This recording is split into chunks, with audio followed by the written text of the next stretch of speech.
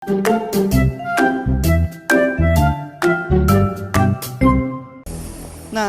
kalau yang satu ini sangat sempurna berkamuflase di antara bebatuan berwarna mirip dengan kulitnya. Ular endemik Sumatera yang masuk dalam family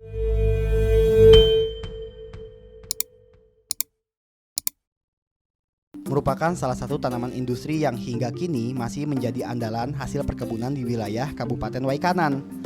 Oleh karena itu, jika kita masuk ke kawasan ibu kota kabupaten, tak heran jika di kanan kiri jalan utama masih terdapat hutan karet. Mas, Ya, lagi ngapain tuh? Nyadap ya? iya. Ini biasanya seminggu berapa kali sadap? 2 hari sekali. 2 hari sekali ya? Satu kali sadap itu biasanya ntar sore diambil kan getahnya? Iya. Nanti sore ya? Iya.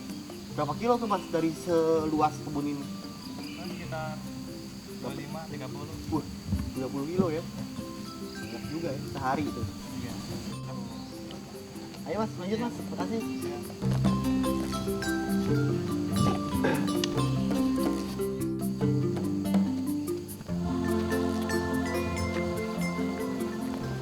Di samping hasil hutan, perkebunan, dan pertanian, satu lagi kekayaan alam yang belum banyak diketahui, yaitu lapisan bagian bawah tanah di kabupaten yang baru berdiri 9 tahun yang lalu ini mengandung lapisan logam mulia dan bebatuan cantik yang memiliki nilai jual sangat tinggi.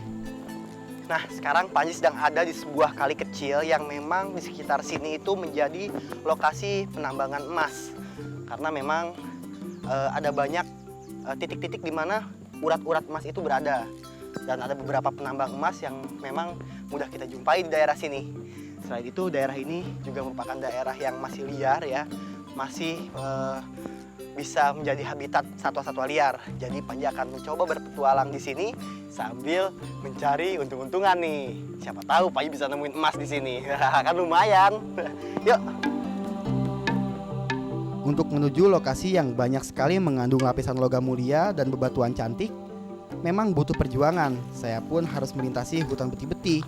Di sini kondisi hutannya memang masih bagus karena jarang sekali datangi orang, kecuali para penambang tradisional dan pencari batu. Dan itu pun tidak setiap hari mereka datang. Wah, lagi ngapain nih pak? Dari cari emas ini. Cari Iya. emas? Iya. Ini diapain namanya nih? Ini di dulang ini. Ya itu kok hitam-hitam itu aja pak, emasnya mana pak?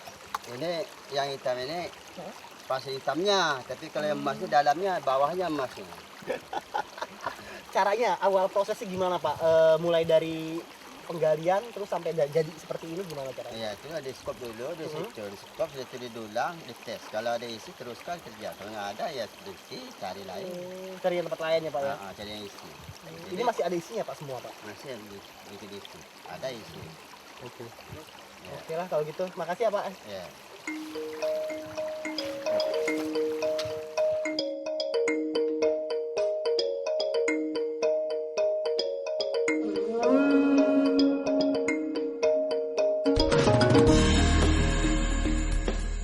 Rupanya, selain kondisi alamnya yang masih bagus, keberadaan satwa penghuni hutan beti-beti juga sangat beragam. Salah satunya yaitu kura-kura di depan saya ini, yang sebenarnya susah sekali ditemui. Ada seekor satwa endemik nih yang berhasil kita temuin di sini. Ini kura-kura matahari. Lihat, bagian tempurung bawahnya ini beda banget sama bagian tempurung kura-kura ceper ataupun kura-kura pipi putih. Yang satu ini, bagian di tempurung ini, tempurung bawahnya itu agak sedikit ini ya, kayak ada lekukan. Kayak ada lekukan dan kaki-kakinya juga punya kuku yang tajam. Makanan kura ini selain dia memakan ikan-ikan kecil, dia juga memakan tumbuhan-tumbuhan muda kayak pucuk-pucuk dedaunan ataupun rumputan. Kura-kura yang berukuran tidak terlalu besar ini merupakan reptil yang memiliki ciri khas dan mudah dikenali, yaitu rumah atau batok keras di punggungnya. Sebenarnya batok kura-kura terdiri dari 2 bagian. Bagian atas yang menutupi punggung disebut kerapas, sedangkan bagian bawah atau ventral melindungi perut disebut plastron. Dan yang perlu diketahui, kura-kura merupakan jenis reptil berumur panjang, yaitu bisa mencapai ratusan tahun. Oke, yuk kita lanjutin lagi yuk. Hutan beti-beti membuat saya semakin penasaran untuk menjelajah lebih dalam. Karena saya yakin di dalam hutan sana pasti lebih banyak lagi kehidupan aneka ragam satwa yang bisa saya temui. Jika musim hujan seperti saat ini, warna air sungai menjadi keruh dan aliran airnya pun lebih deras. Namun bagi para penambang emas tradisional dan para pemburu batu, hal ini merupakan berkah karena bebatuan dan kandungan logam mulia yang lebih banyak berada di daerah hulu sungai biasanya ikut terbawa arus hingga ke dalam kawasan hutan beti-beti ini. Sebuah jejak telapak kaki satwa yang masih tampak jelas di atas pasir pinggir sungai membuat perhatian saya yang sejak tadi fokus ke arah bebatuan menjadi berpindah ke yang satu ini. Ya, rupanya saya masih belum bisa menahan hasrat dan rasa penasaran terhadap satwa. Lihat ini ada jejak bekas cakar-cakaran gitu. Ini nggak salah lagi jejak seekor reptil yaitu biawak dan jejak ini mengarah ke arah sana. Dilihat dari jejaknya, ini adalah biawak yang ukurannya lumayan besar. Mungkin panjang sekitar 1 meter dan ini merupakan biawak dewasa. Ayo kita ikuti jejaknya yuk. Jejak kaki biawak ini rupanya mengarah ke semak-semak. Biasanya di pinggir sungai seperti ini, biawak berburu makanan seperti ikan dan reptil dan bangkai ayam hutan yang hanyut terbawa arus sungai. Biawak termasuk jenis reptil yang memiliki daya tahan lebih dibanding reptil lain. Kecepatan larinya pun bisa mencapai 20 km.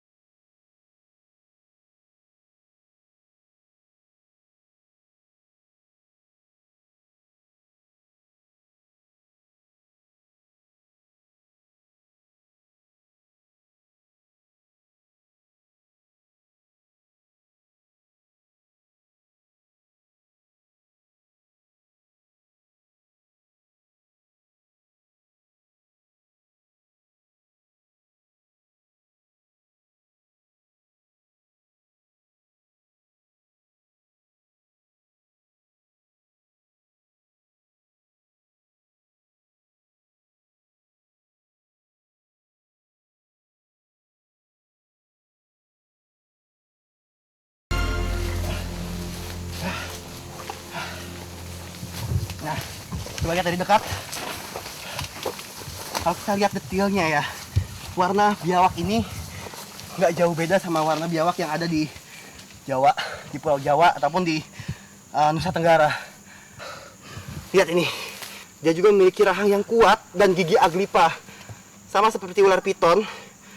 Lihat, giginya ada mungkin sekitar 100 sampai 150 gigi di dalam rahang ini. Dan perbedaan dengan rahang ular yaitu hanya antara tulang bagian rahang atas dan rahang bawah itu nggak bisa terpisah, sedangkan ular tuh bisa. Oke.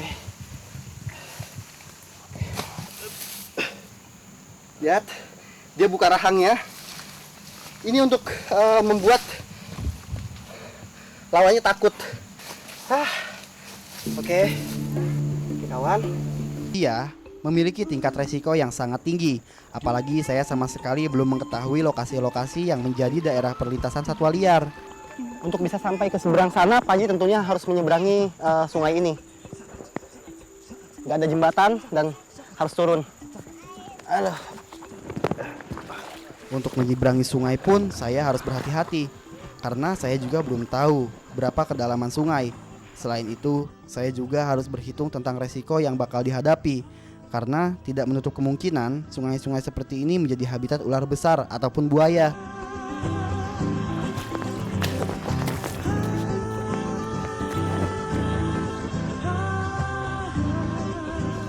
Nah, lihat ini.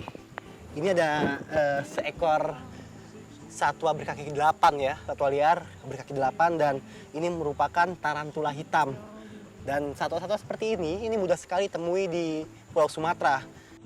Serangga yang satu ini lebih baik dihindari bagi yang tidak terbiasa mendekatinya, karena tarantula merupakan serangga beracun dan tentunya cukup berbahaya bagi para petualang yang sering keluar masuk hutan.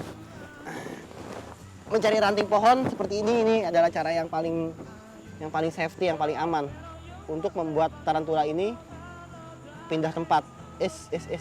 Biasanya dia membuat lubang tanah dari lubang tanah kecil, dan di atas lubang tersebut itu disimpannya jaring-jaringnya. Tarantula lebih menjadi ancaman dibanding satwa lainnya, Binatang yang karena kita jarang terbiasa memprediksi gerakan dan keberadaannya.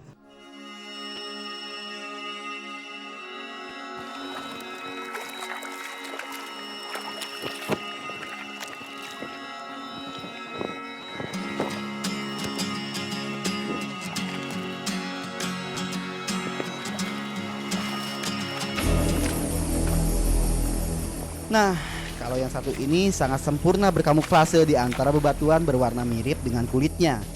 Ular endemik Sumatera yang masuk dalam family Piton atau sanca ini sudah mulai jarang bisa ditemui di alam liar, karena sanca darah alias Piton curtus banyak diburu manusia.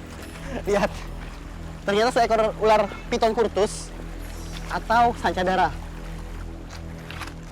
Nah, ular ini sama sekali belum bereaksi, dan Panji harus tetap hati-hati terhadap ular satu ini.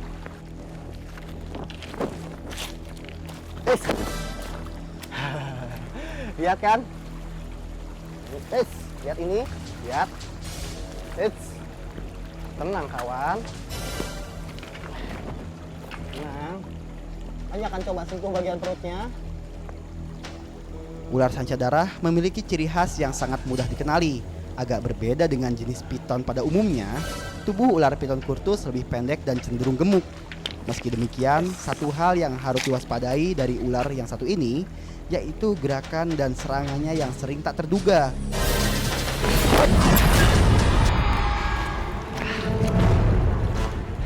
Serangan ular sanca darah atau Piton curtus ini memang benar-benar sulit diprediksi. Belum lagi sikap waspadanya dengan tidak sedikit pun memberikan kesempatan bagi saya untuk bisa mendekat dan berinteraksi.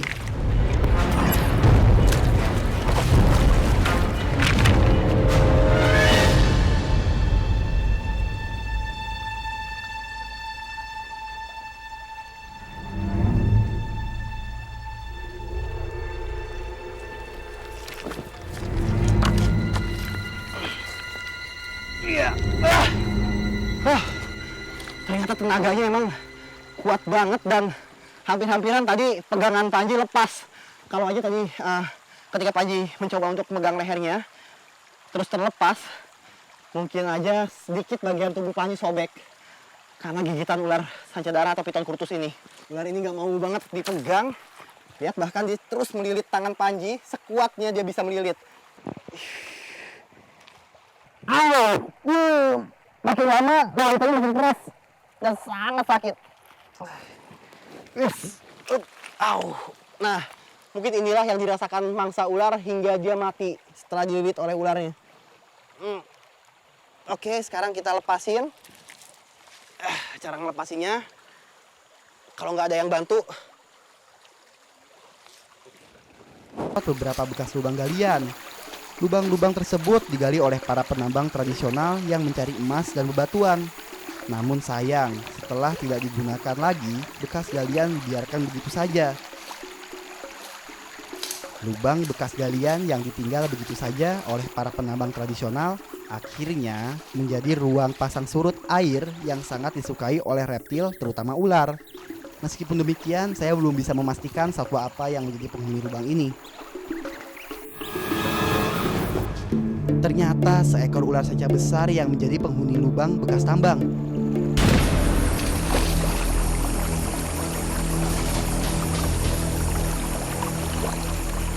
Kayaknya ada sesuatu yang bergerak dalam sini.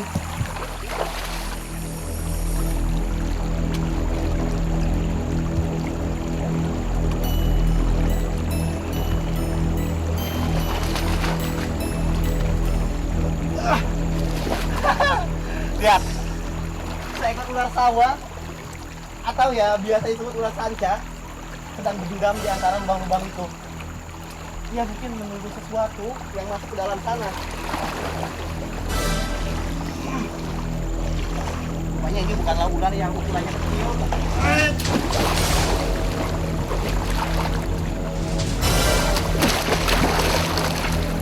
Lihat. Kepalanya keluar. Lihat ukuran kepalanya. Ini ular yang besar, kepalanya mulai keluar. Pada Panji nih. Menghadapi seekor ular piton besar di dalam air merupakan tindakan yang sangat berbahaya karena di dalam air ular semakin agresif dan gerakannya pun susah diprediksi. Beruntung saya masih bisa mengendalikan ular sanca ini. Gerakan-gerakan ular sanca sebesar ini akan semakin tak terkendali jika berada di dalam air. Apalagi air sungai yang keruh dengan sensor panas dan sensor gerak yang dimiliki oleh ular sanca membuatnya semakin mudah untuk mendeteksi keberadaan saya di dalam air. Sehingga jika saya lengah pasti akan menjadi sasaran empuk bagi ular sanca ini. Ini membuat Panji sulit melihat di mana posisi kepalanya. Suatu-waktu ularnya bisa berbalik ke arah Panji untuk menyerang dan menggigit. Makanya harus tetap melihat setiap gerakan air yang ada di sekitar tempat Panji berdiri ini. Oh itu, kepalanya di pojok.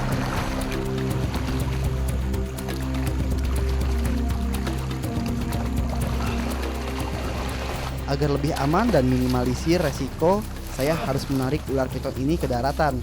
Karena di daratan, ular cenderung lebih bisa dikendalikan dan mudah diawasi setiap gerakannya.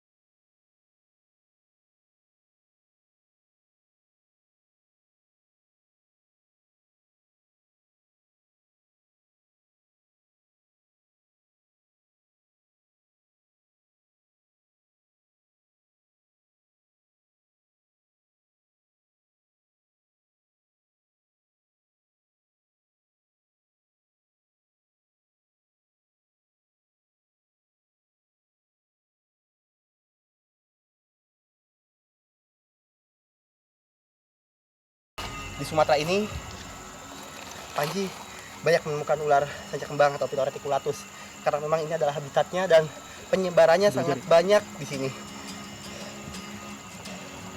Panji udah lelah banget.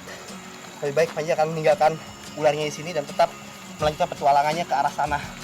Yuk.